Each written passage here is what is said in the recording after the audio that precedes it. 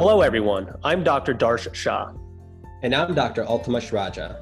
And welcome to Medicine Redefined, a podcast where we will explore the often overlooked but necessary components of health, what we consider to be the fundamentals. We will investigate topics and practices that can give you and your patients the best chance to optimize a healthy lifestyle. It's time to move the needle forward and put the health back in healthcare. All right, what's up, everybody? Welcome to Medicine Redefined here. Got my buddy, Dr. Altamash Raja. So, Dr. Alt, what did you think of our latest episode with Dr. Simone Maybin? It was awesome, man. I was really excited to chat with her. Obviously, it had been a little while since we got to catch up, so that was obviously good. But I learned a lot. Not only about her journey, but how gave me ideas of how I can continue to call audibles and pivot. And when I look at my future practice and on what it is that, what gaps need to be filled and different ways we can go about it. Obviously, that's what's cool about this is, again, both of us are still training and we've been obviously thinking about our future practice, but it's good to really speak with the people who are actually doing that and then, bouncing ideas off them. So that was pretty fun. Yeah, I couldn't agree more, man. For me, just launching into my intern year, you've been doing this for a while, gearing up for sports medicine. It's really refreshing for me kind of to see where, I may end up and how I may practice, emulating you guys, Dr. Simone, and just looking at the different avenues out there, right? And I think that's one of the biggest takeaways from our episode is that she's a physiatrist. She was really good hands-on sports medicine, she said. And typically when we think of somebody going into fellowship, you think of doing fellowship in something you're already good at, right? Or something that you're interested in. But she chose to kind of do the opposite and said, hey, I'm not that great at injecting people in their back. I'm not that great at spine medicine. I want to get better at this. So let me go into a spine pain medicine fellowship at Hopkins. And so that she could fulfill that kind of quality and get better so that she could become more comprehensive. That was, I've never heard of that, or I've never seen anyone really do that. Yeah. I mean, we tend to all have an affinity towards what we like, what we're good at, because everybody likes being good, right? At some type of skill. And so, I'm sure there's people out there, but I agree with you. I think they're few and far between. And, one of the things that kind of really stuck out and resonated with me a little bit, as she was talking about her journey and how she got there and the decisions that she had to make at such an early standpoint in her career.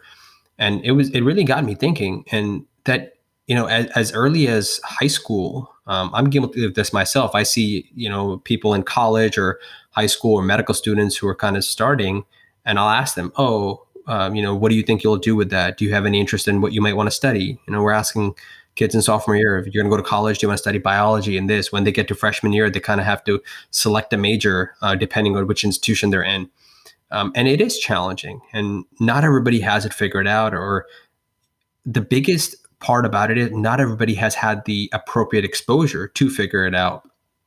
And obviously it's easier now with social media and everything, and you're getting a lot of exposure, but still the point that you made of how, if you hadn't gotten the exposure to functional medicine, you might have not ever really known, hey, like, what do I truly love? And how the neurosurgery story is so funny because you get neurosurgery better. But, again, that's kind of what attracted you to PM&R. And it's also what attracted me to PM&R. For me, the thing about physical medicine and rehab was obviously I knew I wanted to do sports medicine because athletes, I am an athlete. I know I want to work with athletes. I feel comfortable doing that very much. So I'm in that first category, right? Not where she was. Mm-hmm. But then I learned about PM&R because I wanted to do a lot of non-surgical things. And then I was like, okay, this is for me. But my third year, I got to work with this exceptional, amazing physiatrist, Dr. Jordan Malenga, which we've talked about. Mm-hmm. And what was really cool is that his practice obviously is further developed than a lot of the folks that we're going to have on here, but he was doing a little bit of everything, right? Call it lifestyle medicine, a little bit of functional medicine, a little bit of integrative medicine. It was just like, all of it together, orthobiologic regenerative medicine, And in my mind, I was like, wow, this guy is not tied to any one philosophy. He's just trying to figure out what the best approach is. He's so open-minded. He was the one telling people at conferences, what do you think about osteopathic medicine? And this guy was trained at, you know what I mean? I was so impressed with that. Talking about treating scalenes for brachial plexopathy type stuff. And so in my mind, I was like, wow, this is how physiatrists think. This is definitely the decision I made. But so it was really cool that Simone was like, okay, where she didn't know, and she was like, I'm good at sports. Been an athlete, but what can I do to be more comprehensive in nature? And that's the hope that we have, right? I mean, so we were trying to get exposure to a lot of the young professionals, people in maybe undergrad or healthcare professionals who are early in their career, to all these different avenues that they can go down and try to see what works best for them. Yeah, man, absolutely. And like for me as a pre-med coach, I'm dealing with 18-year-old, 20-year-old undergrads all the time telling me, hey, I want to be a cardiologist, or I want to do this. And I always tell them, hey, you got to keep an open mind, right? Like for me, I thought GI because of the microbiome and the whole feel and the boom. But then again, fell in love with PM&R once I really saw it. But it's tough with the medical education system that we're in, because we often always are having to choose something before we even get exposure. And once you kind of go down that rabbit hole, once you choose, it's very tough to kind of, get out of it and then choose something else. Although people have done it, right? In their intern year, they choose surgery and they say, surgery is not the life for me. I'm going to go into internal medicine or something else. So it's possible, but it's really tough to strike that balance. And for the people listening to this, especially if you are in pre-med or medical school, my biggest advice would be like, go out and try different things and get as much interest out there as possible. Go check out radiology, check out general surgery, check out all these things as much as possible during your first 2 years of medical school, or even your elective time during your third year. If you're pre-med, take those gap years, do more shadowing. But there's not enough time that I feel where we can really delve in and see, this is exactly what I want to do for the rest of my life. So I just think that was the biggest takeaway, was having enough time, right? And just having enough experience to really choose what we really want to go into. Definitely, man. So, I'm currently in the middle of this book called Decisive. I'm not sure if you're familiar with the Heath brothers, Dan. Yeah, Dan and Chip. Yeah, exactly. Actually, yeah. We had talked about it in one of their other books. Yeah. And it was a recommendation by somebody, and it's definitely interesting. And the concept this one concept he talks about is called uching. I don't know why they renamed this, but basically what it is talking about dipping your toe in the waters to see what the temperature is like before you decide to take a plunge, right? The classic example for us, you shadow before you decide you want to go to medical school. You don't just decide that you want to jump into medical school, take tons of debt out and commit 3 plus, 4 plus another 3 or 5 years of your life. That's not a good idea to do it. But in other places, you want to take a jump. And that's exactly what you're talking about, right? And hey, check out all these things before you ultimately decide, hey, this is the one for you. Obviously, cardiology, neurology, these things are so common, and that everybody knows about a cardiologist just because they're so important. But that doesn't mean that's it. So that's really cool. What else? What else do you remember that kind of really sticks with you, that were take home points for you? Yeah, I was gonna say real quick, talking about books too. So I started reading "So Good They Can't Ignore You," right, by Cal Newport. Oh man. And what he says, right, is gather up those skills more than your passion, right? Like you got to figure out to become comprehensive, figure out what makes you different. And when I look back at what Simone was saying, choosing to do spine because she wasn't good at it, that's exactly following that advice from the book and becoming great at everything so that they can't ignore you. Exactly. So.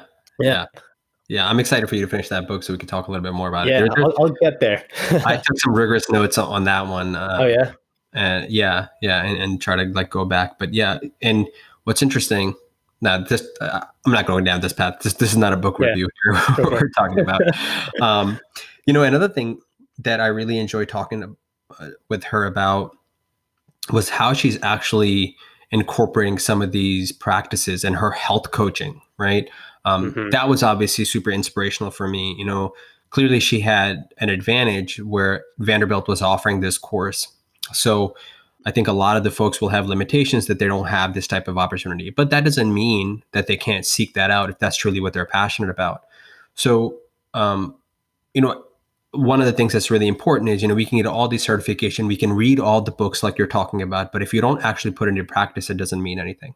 Hmm. So it was important for me to know how she's actually implementing the health coaching stuff into her practice. And a quote that kind of resonated with me that she talked about is, we have to prescribe personal training or strength training and this type of stuff, just like we prescribe medicine, right? Hmm. And Yeah, I mean, how often have you heard just people talking about if we could put exercise into a pill and give it to people, it would literally be the single best drug ever for so many different ailments, right? We're talking from mental absolutely. health, physical health, cardiovascular. Oh my God, unbelievable.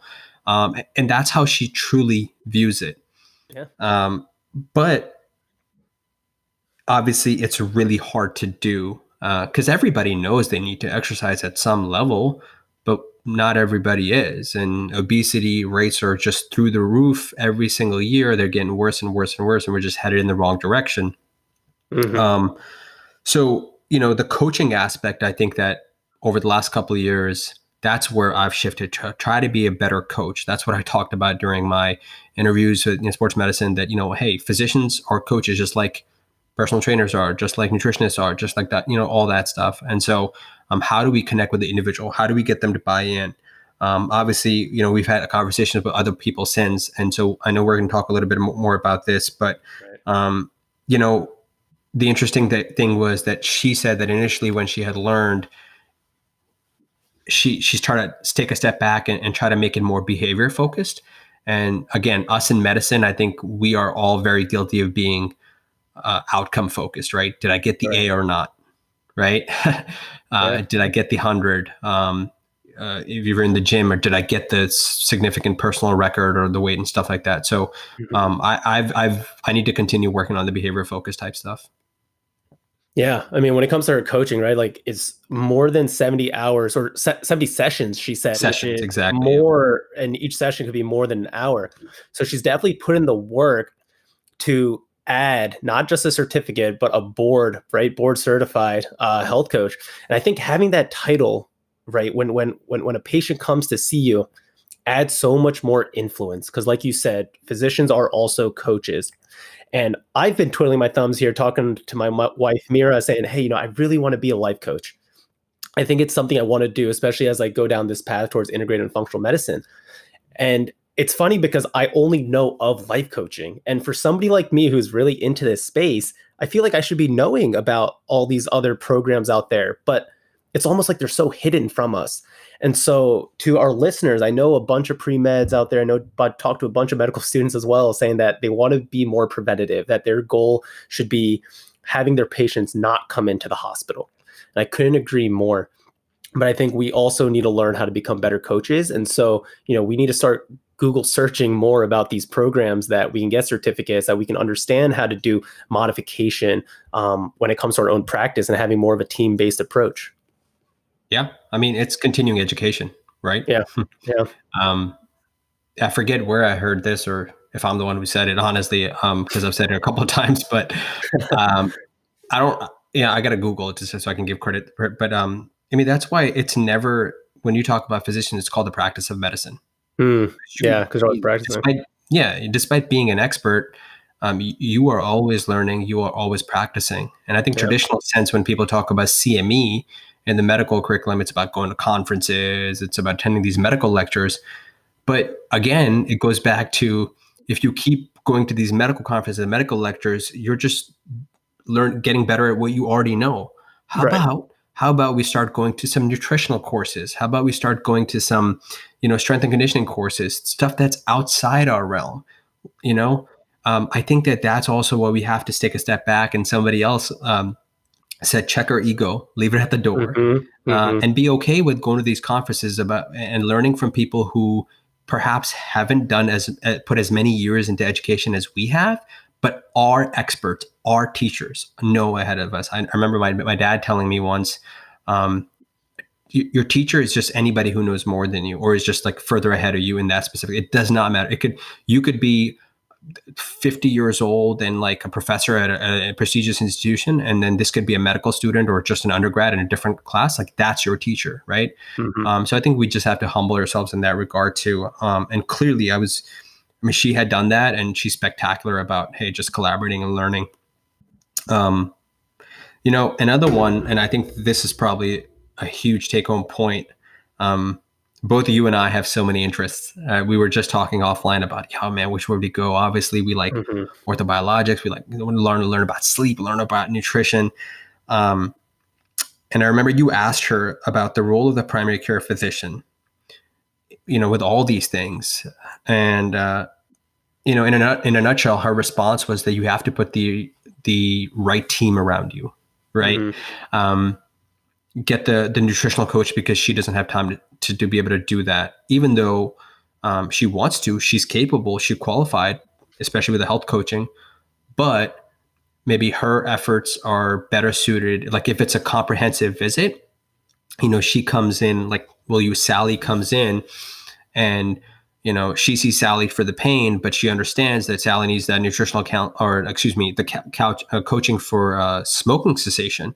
Right. She doesn't have time in that visit to be able to do that. However, before you leave today, the visit, you're going to make a stop next door over with Peter, and Peter's going to talk about that. And then you're going to make, what I mean? So ultimately, I think that obviously there's a lot of reformatting that needs to happen with the Hmm. healthcare model as well. But that's good too. So when I think about that, I'm so excited and interested in learning more about musculoskeletal ultrasound, but I can't see a patient in the way that we have set up our traditional medical model and in a 30-minute, if we're lucky, 30, 40-minute visit, and get a good history and physical, do a good diagnostic scan, and then also treat them, do some OMT, Yeah. and then also talk about nutrition, and then teach them some home exercises. There's just no Right. way. Yeah. But a 4 hour visit. Yeah, like that's not going to happen. So Right. that's where putting our teammates, and finding the right teammates, so we all bounce off each other. I Yeah. mean, these are Absolutely. simple things, right, dude? These are so simple, but It's it's for some reason it's not happening. I don't know why. I'm starting to see wellness centers start to use that model a little bit, I agree. where they go like, one after the other, OMT to their actual medical doctor, to the nutritionist, dietitian, and all, where's PT, whatnot. And I think it's the model that works. It's just how do we infiltrate the whole healthcare system and get this team-based approach? Because as our listeners will see in future episodes, it's not just physicians talking to physicians. It's also physicians talking to strength coaches, talking to physical therapists, talking to dietitians, because they are experts in their field. And that is also medicine, right? It's also what our patients need, not just pills, not just a doctor talking to them. So yeah, man, I'm with you. I just, that type of practice is what we need to see more and more of. 100%, man. I mean, yeah, obviously that's like above our pay grade, and we're hoping people Yeah. smarter than us will figure it out. But here we are doing our part, and a lot of people think like this, and yeah, I agree with you. The whole wellness center thing is starting to pick up, and every time I have this conversation with somebody, because obviously they know I'm so enthusiastic about all these different things. And they bring it up to me, whether it's at an institution, they're like, yeah, we're looking to kind of incorporate this whole holistic lifestyle medicine thing. I mean, it's there. It's there. You can't deny it. It's just a matter of like, how do we do that at the same time, making sure that, reimbursements and all that good stuff. So, Yeah. yeah, Yeah. I'm just excited to get people here and continue to learn about how we can keep redefining it. Absolutely. Yeah. The other thing that Dr. Maybin talked about, that she especially talks about in her podcast, Healthy 365, is walking the walk and having, us as doctors, whatever we're preaching, that we must live by as well. And while, yes, physicians are just humans, right? We're just like everyone else, like she says, engineers to mechanics to whatever it may be. We have a duty to show our patients what it's like to be healthy. It's like going to the gym and having a trainer who is out of shape. You're not gonna get an effective workout. You're also not just probably gonna listen to them because they're not walking the walk. And I think it goes, you know, it's hand in hand with physicians as well, especially when she said that stat about 23 to 30% of physicians are obese. It's a scary statistic, though, thinking about it. I mean, obviously, it's better than the general population, but it's still something that says, hey, our healthcare system is being run by, 1 out of every 5 people who is also not healthy, but telling me to become healthy. But then if they don't understand health, if they don't understand the importance of exercise and diet, what are they going to teach me? And it's most likely probably going to be in the form of pills, right? In the form of that easy fix. So that was just one of the biggest things that I also just tell all my students on Instagram is that you need to live the life that you would tell somebody else to live. And it's tough to do, but again, it comes down to looking at your why, looking at your passion, looking at the person you want to become, and really just hammering it in there, hammering it down, and getting to work so that you can help others. Yeah. I mean, for some reason, do as I say, not as I do doesn't quite work well with intelligent people, right? No. Uh, yeah, go figure on that one. Yeah, man, it's spot on. And I think that this is kind of why, we connected real well because obviously, we met, but we've been following each other and collaborating now because I think, yeah, walking the talk, like she says, is super important. And also from an experimentation standpoint, I mean, you are your own end a lot of times when you are, looking at these things, because I can't tell you so many times when it comes to, from a strength and conditioning perspective, there's stuff that I do from a rehab related perspective. I mean, my inspiration to pursue sports medicine really started with my own injuries, right? And what we had talked about earlier. And so a lot of things I know have worked for me. Sometimes I have to wonder why. Same thing with diet and all that stuff. Sometimes, a lot of my own experimentation happens with me. And so there, when I have those discussion with patients, it's because I've tried some things, whether it's intermittent fasting or high carb, low, like whatever it might be. So that's another reason for you too. It also gives you empathy for your patients. Because I mean that's the most important thing we can have when we're talking patients is empathy. So if I'm talking to a patient about time restricted eating, or if I'm talking to a patient about losing weight, or cutting back on carbohydrates, cutting back on sweets, but because I'm genetically blessed and I can eat all that bad stuff and quote unquote bad stuff, I'll do it that way. Mm-hmm. And I don't know what it's like, that might be challenging. So same thing with sleep. Yeah. If I'm not sleeping because I live in a high stress and I'm trying to counsel a patient about trying to prioritize sleep, but I don't know what that's like, with 3 children who are like less than 4 years old. It's hard. It's hard to have empathy in that regard. And so, yeah. Absolutely. Couldn't agree more. Cool. All right. Well, I think, that was a great recap, our first one. If you guys want to reach out to Simone Maybin, just Google her name, Simone Maybin. She's on Instagram. She's got a podcast called Healthy 365. And she's open to all your inquiries. So that's it for us. Hopefully see you guys at the next episode. Take care, guys.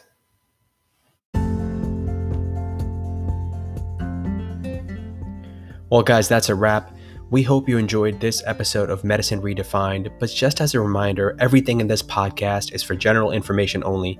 It does not constitute the practice of medicine, and we are not providing any medical advice. No physician-patient relationship is formed, and anything discussed in this podcast does not represent the views of our employers. So if you liked it, please make sure to subscribe and share it with all your loved ones or anybody you know who might benefit from this. Until next time.